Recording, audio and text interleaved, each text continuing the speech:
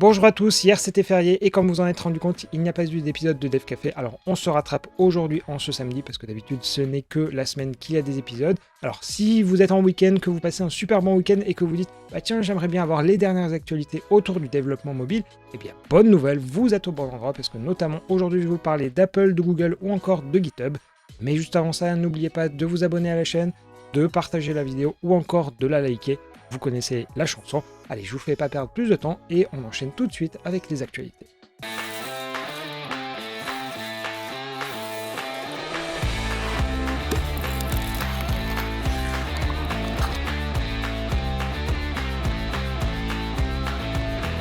On commence par Apple qui a une manière assez peu orthodoxe de communiquer avec les développeurs parce qu'on est plutôt habitué d'une manière générale à avoir des articles, des vidéos, voire des conférences.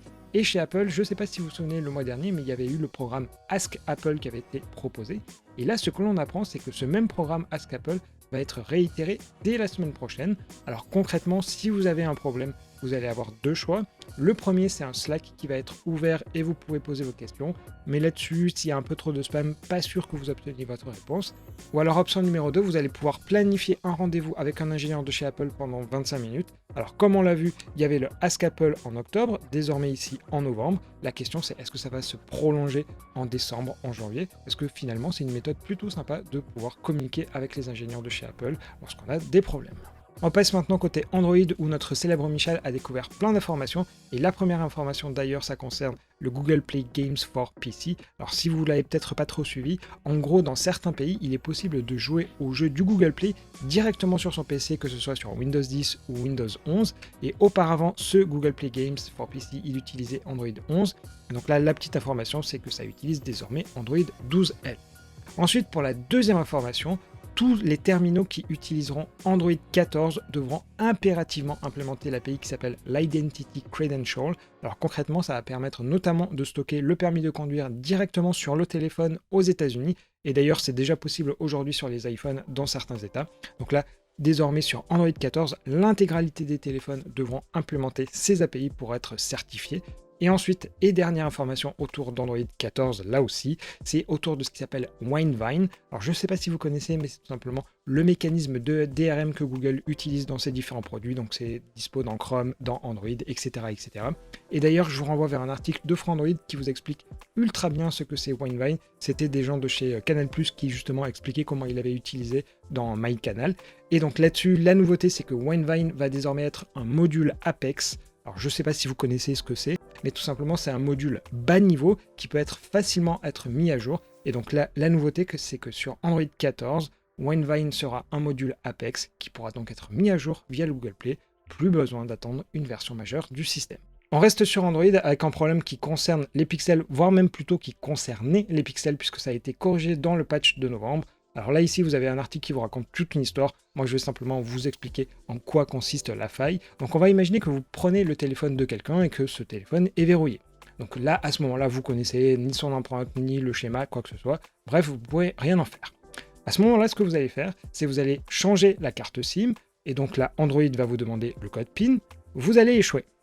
À ce moment-là, en toute logique, ça vous demande le code PUC ou PUK, je ne sais pas qu'est-ce qu'on dit d'ailleurs. Et donc là, par contre, vous allez donner le bon code. Donc à ce moment-là, Android vous dit tiens, donne-moi un nouveau code PIN, histoire que tu puisses déverrouiller le téléphone à nouveau. Donc là, finalement, on a corrigé notre problème de code PIN, et normalement, ce qui devrait se passer, c'est que ça devrait à nouveau nous demander l'authentification d'Android. Sauf que dans ce cas très précis, en fait, ça contourne complètement le système d'authentification, puisque vous allez arriver directement sur le bureau.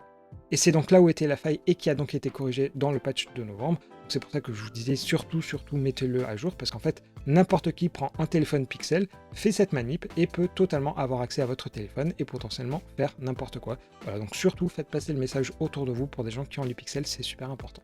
Et enfin, on referme cette page Android avec un article sur Medium qui vous présente toutes les nouveautés d'Android Automotive en version 13.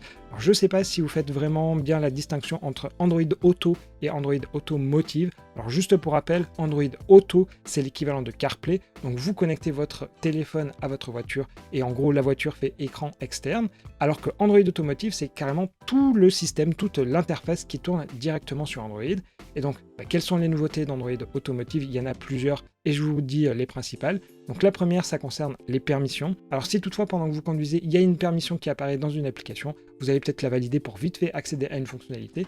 Et bien désormais, lorsque vous allez vous garer, vous allez avoir la possibilité de faire la distinction entre les permissions qui ont été données en conduisant et celles qui ont été données lorsque vous êtes garé. Ensuite, l'autre nouveauté, c'est l'arrivée du Privacy Dashboard qui est déjà disponible sur les téléphones. Et en gros, ça vous permet de savoir quelle application a utilisé telle permission à tel moment. Par exemple, ça va vous dire que Maps a utilisé vos coordonnées GPS à tel ou tel moment. Et on peut avoir les mêmes informations pour la caméra. Et d'ailleurs, en parlant de caméra, là aussi, il y a des petites nouveautés, puisque les applications tierces vont avoir accès aux caméras de la voiture.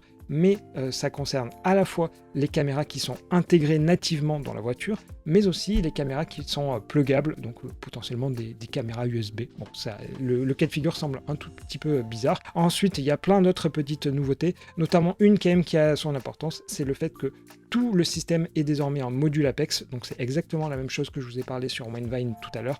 En gros, ça va permettre que toute la stack de la voiture puisse être mise à jour de manière indépendante. Là, finalement, c'est plutôt une bonne nouvelle. Ensuite, voilà, il y a tout un tas d'autres nouveautés. Je vous laisserai aller lire l'article sur Medium si ça vous intéresse. Mais voilà, vraiment là, c'était les principales. Sachant que pour info, il existe un émulateur pour Android Automotive. Ça vous coûtera quand même beaucoup moins cher que de devoir acheter une voiture par vous-même. Allez, sans transition, on en a fini avec Android pour aujourd'hui. Et je vous propose qu'on enchaîne avec les actualités en bref, voire même un peu en vrac aujourd'hui. Google One est le service de Google qui permet notamment d'accroître la capacité de stockage de Drive contre quelques euros par mois.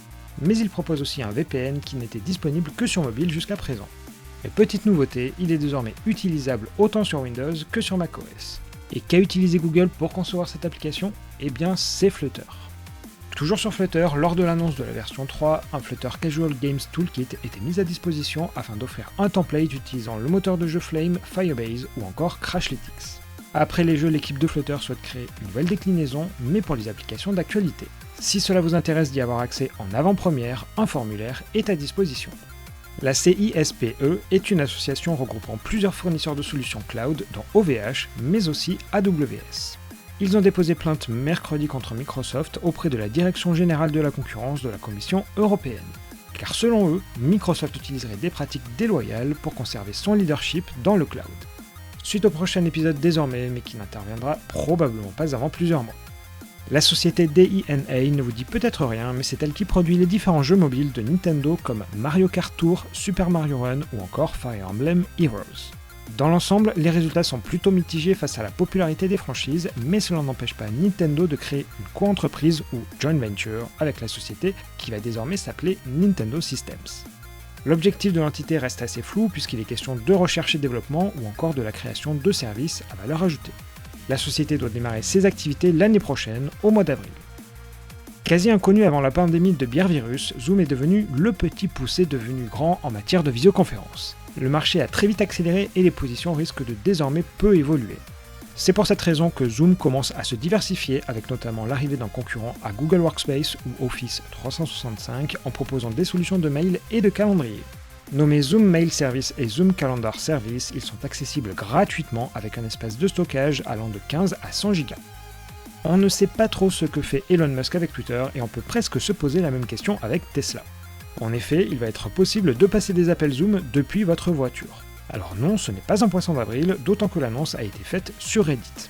La caméra présente sur le rétroviseur va donc servir de webcam, histoire de travailler même en dehors des horaires. Quel bel avenir!